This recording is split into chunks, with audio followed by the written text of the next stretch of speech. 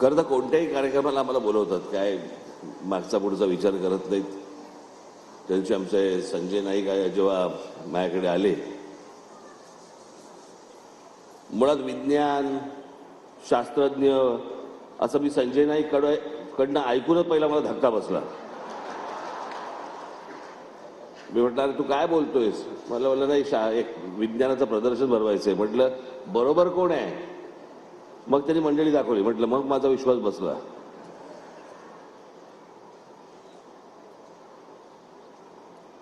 पण मगाशी मी जेव्हा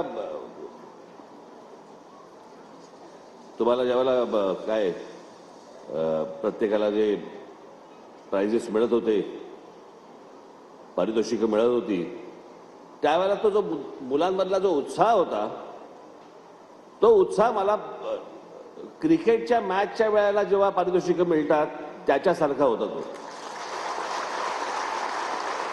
मलाही धक्का बसला की अशा प्रकारे मुलं उत्साहात उड्या मारतायत आणि पारितोषिकं घेत आहेत, तेही विषय कुठचा? विज्ञान.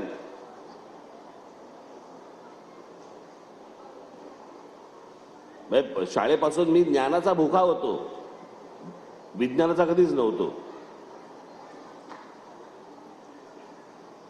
विज्ञानातले माझे मार्क पाहता मला आज का उभा केला इथे, असा अनेकांना प्रश्न पडेल. मला खरंच प्रश्न पडायचा, मला शाळेमध्ये असताना. तुम्हालाही अनेकांना पडला असेल, काय करायचं काय त्या रसायनशास्त्राचं, त्या भौतिकशास्त्राचं?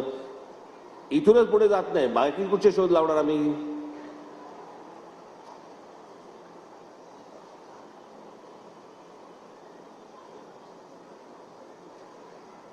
पण हे विज्ञान शास्त्र ही इतकी मोठी गोष्ट आहे की आपल्या कल्पनेच्या बाहेरच्या जगात आहेत.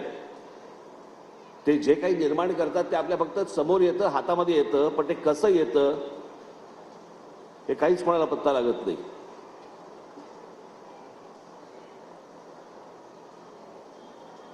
एक तर कुठच्याही प्रकारचा विज्ञान शोध हा एक तर इच्छेने लागतो किंवा गरजेने लागतो. आपल्याकडे म्हणतात ना, गरज ही शोधाची जननी आहे.